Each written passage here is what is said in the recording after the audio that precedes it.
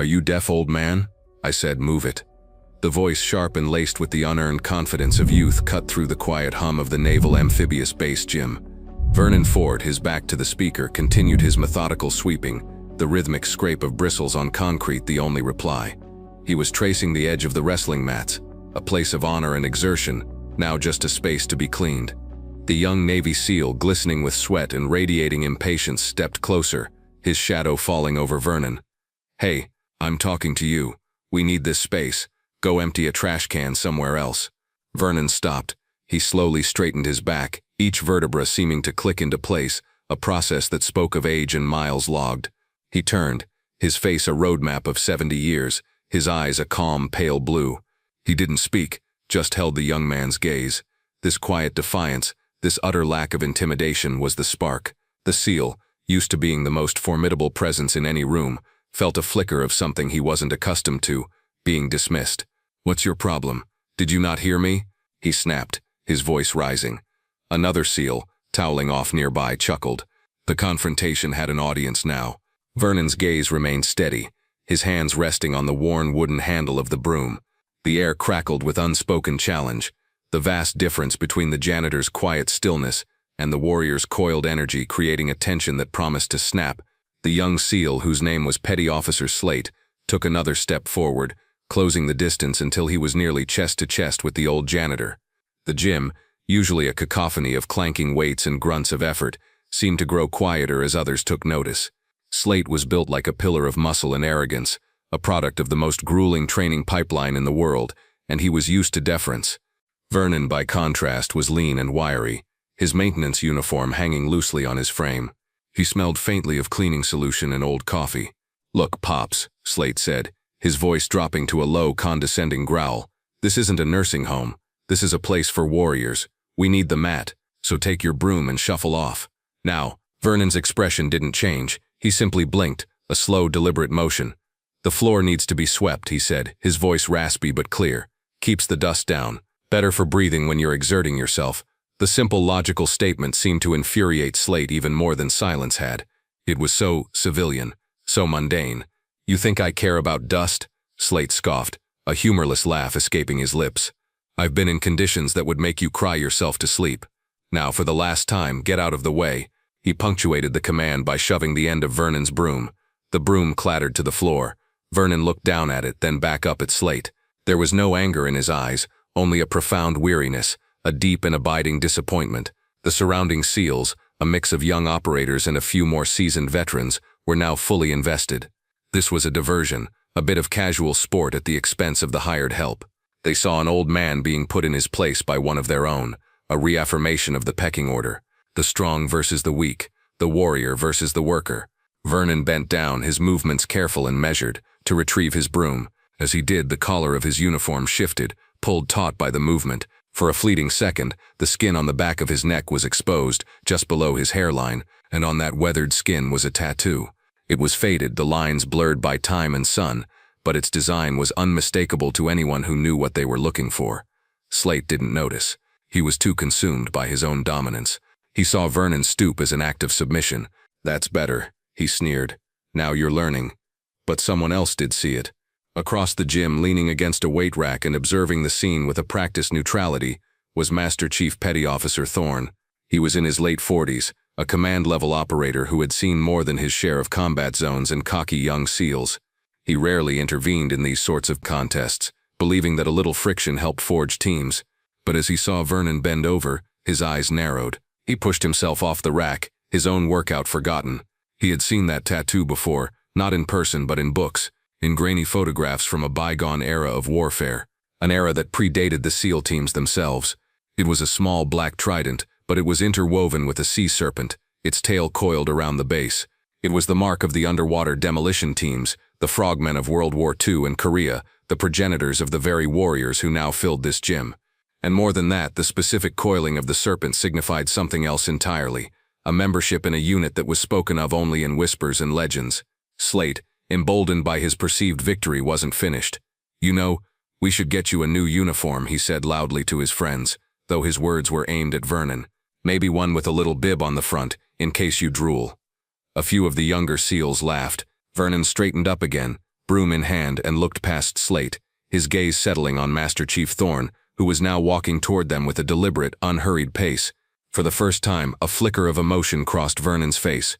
Recognition, and perhaps a hint of resignation. He hadn't wanted this. He had just wanted to do his job. He had come to this place seeking quiet, a way to be close to the world he had left behind without having to be in it. He had swept these floors for 3 years, unnoticed, and that was exactly how he liked it. Thorne stopped a few feet away, his eyes not on the belligerent Slate but locked on Vernon. His face was unreadable, a mask of professional calm. The laughter died down as the younger men noticed the Master Chief's presence. A Master Chief on the gym floor was not unusual, but one who looked at a janitor with such unnerving intensity certainly was. "Is there a problem here, Petty Officer Slate?" Thorne asked, his voice quiet but carrying an authority that instantly cut through the lingering bravado. Slate snapped to a semblance of attention. "No, Master Chief, just asking the janitor to clear the area." Thorne's gaze didn't waver from Vernon. "His name is Mr. Ford," Thorne said, the Mr. delivered with a subtle but unmistakable emphasis. He then looked directly at the back of Vernon's neck, a silent confirmation of what he had seen. The pieces were clicking into place, forming a picture that seemed impossible. The tattoo on Vernon's neck seemed to burn under the Master Chief's gaze. It was a relic of a different time, a symbol inked into his skin in a smoky tent on a remote island in the Pacific, a lifetime ago. It depicted a coiled serpent wrapped around a trident, its fangs bared. It was not just any unit insignia, it was the mark of the NCDU, Naval Combat Demolition Units, the original frogmen. The men who swam into enemy harbors with explosives strapped to their bodies, clearing the way for invasions. As Vernon stood there, the fluorescent lights of the modern gym seemed to fade, replaced by the dim glow of a kerosene lamp. He could feel the humid, salty air on his skin, hear the distant rumble of artillery. He remembered a young man, barely 20 years old, sitting on a crate as a grizzled chief with a makeshift needle etched the symbol onto his neck. It was a promise, a pact sealed in ink and pain. Each man in their small, specialized unit received the same mark, a symbol that they were part of something secret, something dangerous, something that would bind them together forever. They were ghosts, tasked with missions that would never be officially acknowledged. The tattoo was their only uniform, their only medal. It was a silent testament to the beaches they had cleared, the ships they had sunk, and the brothers they had lost in the crushing deep. To the uninitiated, it was just an old, faded tattoo. To those who knew, it was a piece of living history, a mark of almost unbelievable valor. Master Chief Thorne, his mind racing, knew he couldn't let this escalate further in public. The legacy represented by that tattoo was too sacred. But he also knew he couldn't just order Slate to stand down without an explanation, and this was not the place for that conversation. He needed to make a call, and he needed to make it now. He gave Slate a look that could strip paint. "Go, all of you, hit the showers, now." The command was absolute. The young SEALs, confused but obedient, began to disperse, casting curious glances back at the old janitor and the Master Chief. Slate hesitated for a moment, his pride stung, but one more look from Thorne sent him moving. Once the immediate area was clear, Thorne turned his full attention to Vernon. "Mr. Ford," he said, his voice now laced with a deep, almost reverent respect. "I apologize for the behavior of my men." Vernon just nodded, his eyes distant. He was still half a world away, lost in the echo of the past. Thorne knew he was walking on hallowed ground. He pulled out his phone, his thumb hovering over his contacts. He had one person to call, a man who would understand the gravity of the situation immediately. He found the name Commander Jacobs, the base commanding officer. He stepped away, turning his back to give Vernon a measure of privacy. "Sir," Thorne said into the phone, his voice low and urgent. "Master Chief Thorne here. I'm at the SEAL gym. You need to come down here, right now." There was a pause. "No, sir, there's no emergency, not in the traditional sense. Do you know who the janitor is? An older fellow named Vernon Ford?" Another pause as the commander likely searched his memory and came up blank. "Well, sir," Thorne continued, his voice dropping even lower, "I just saw a tattoo on his neck, a coiled serpent around a trident. It's an NCDU mark, sir. The old team's. But it's more than that. I think, sir, he might be one of the Mako unit." The silence on the other end of the line was profound. The Mako unit was a legend, a ghost story told to new recruits, a team of frogmen from the Korean War era rumored to have undertaken missions so sensitive they were erased from official records. Finding one of them, alive, sweeping a gym floor, it was unthinkable. "I'll be there in 5 minutes." The commander's voice finally came back, stripped of all its earlier casualness. Don't let him leave. Thorne ended the call and turned back to Vernon, who was now quietly sweeping again, as if the entire confrontation had never happened. The Master Chief simply stood and watched, a guardian now, waiting for a history he had only read about to come crashing into the present. Inside his office on the naval base, Commander Jacobs stared at his phone, the Master Chief's words still echoing in his ear. Mako Unit. It was a designation he hadn't heard spoken aloud in years. It wasn't in any active personnel files or official histories. It was a phantom, a piece of institutional lore. He immediately swiveled in his chair and logged into a secure Naval Archives database, his fingers flying across the keyboard. He typed in the name, Vernon Ford. The initial search came back with minimal information. A standard service record from 1950 to 1954. Honorable discharge. Basic frogman qualifications. Nothing special. But Jacobs knew that the most sensitive records were often buried, protected by layers of archaic classifications. He initiated a deeper search using a command-level override code. This time a single flagged file appeared. It was heavily redacted, most of it blacked out. But one line was visible. Operation Mako, sole survivor. See addendum file X-Ray 7. He didn't have clearance for X-Ray 7. Nobody below the level of a Navy admiral did. His blood ran cold. The janitor sweeping his gym floor was the sole survivor of a ghost operation. He grabbed his cover and was out the door in seconds, his mind reeling. The quiet dignity Vernon displayed, the utter lack of fear, it all made a terrifying kind of sense now. Back in the gym, Petty Officer Slate, his ego still smarting from the Master Chief's dismissal, decided he wasn't quite finished. He had showered and changed, but the image of the old man and the Master Chief's inexplicable deference gnawed at him. He walked back out onto the main floor, feigning that he had forgotten something in his locker. He saw Vernon still cleaning, with Thorne standing nearby like a sentinel. This was his chance to reassert himself, to show he wasn't intimidated. He strode over, a smirk plastered on his face. "Hey, Pops," he said, his voice dripping with false concern. "You should be careful. All this dust, it can't be good for a man your age.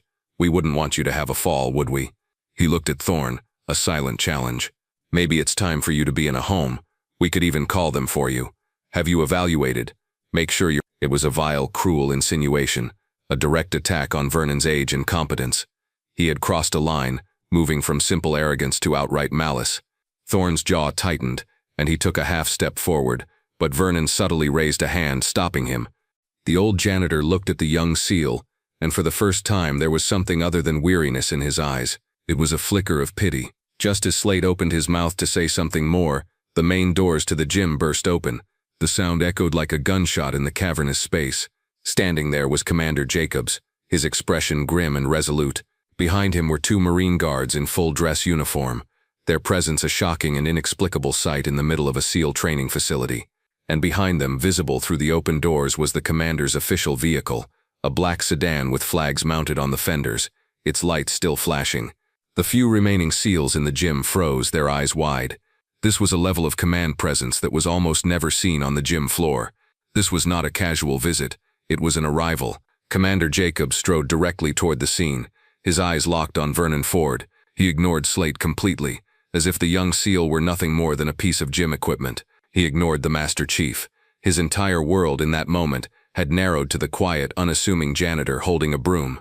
The commander stopped directly in front of Vernon Ford. He drew himself up to his full height, his posture ramrod straight. The Marine guards took up positions on either side of the entrance, their faces impassive. The gym was utterly silent. Commander Jacobs's eyes scanned Vernon's face, then dipped for a fraction of a second to the faded tattoo on his neck. His own expression was a mixture of awe and disbelief. He had seen the redacted file. He knew who he was standing in front of. He was standing in the presence of a legend, a man who had sacrificed his youth in the darkest corners of covert warfare. Then, in a move that sent a shockwave through the room, Commander Jacobs, the commanding officer of the entire naval amphibious base, snapped his heels together and rendered a sharp, perfect salute. It wasn't a casual gesture. It was the salute one renders to a Medal of Honor recipient, to a visiting dignitary, to a figure of immense and profound importance. The two Marine guards, seeing their commander's action, followed suit, their white-gloved hands slicing through the air in unison. "Mr. Ford," Commander Jacobs said, his voice clear and ringing with authority.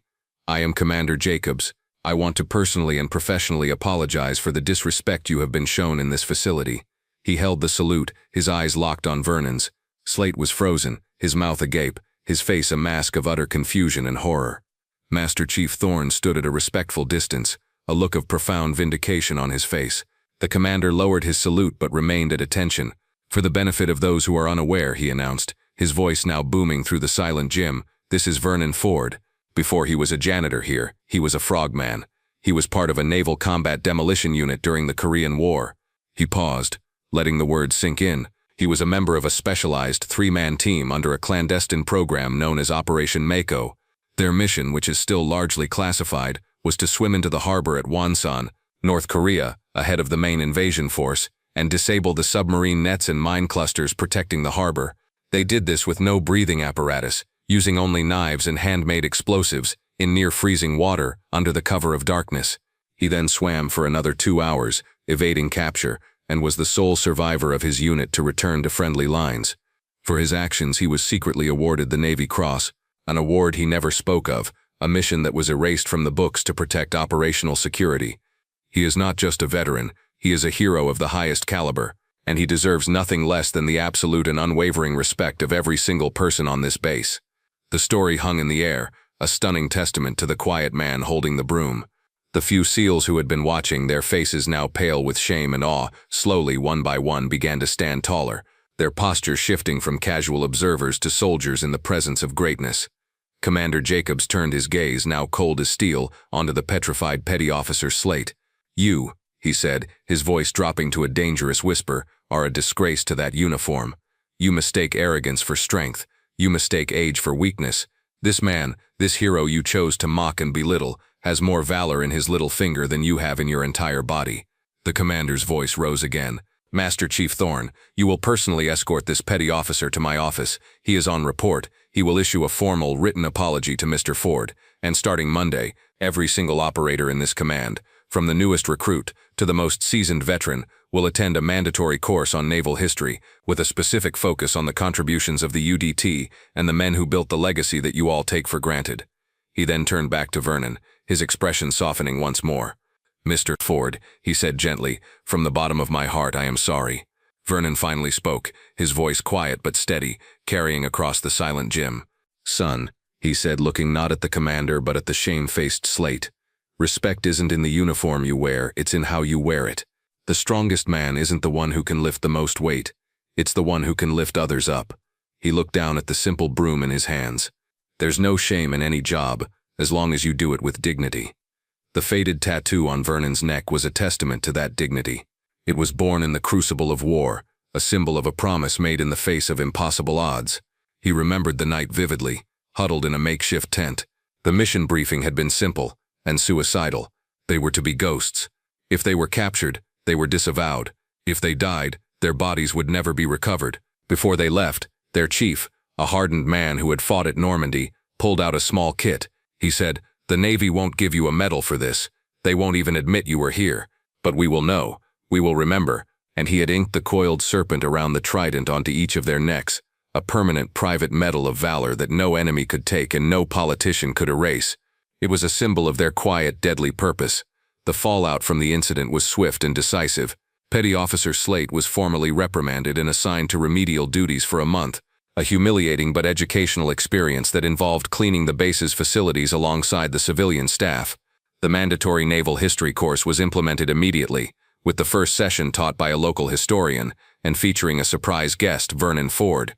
He didn't speak for long, but he shared a few stories, not of heroism but of the camaraderie and sacrifice of the men he served with. His quiet words carried more weight than any lecture.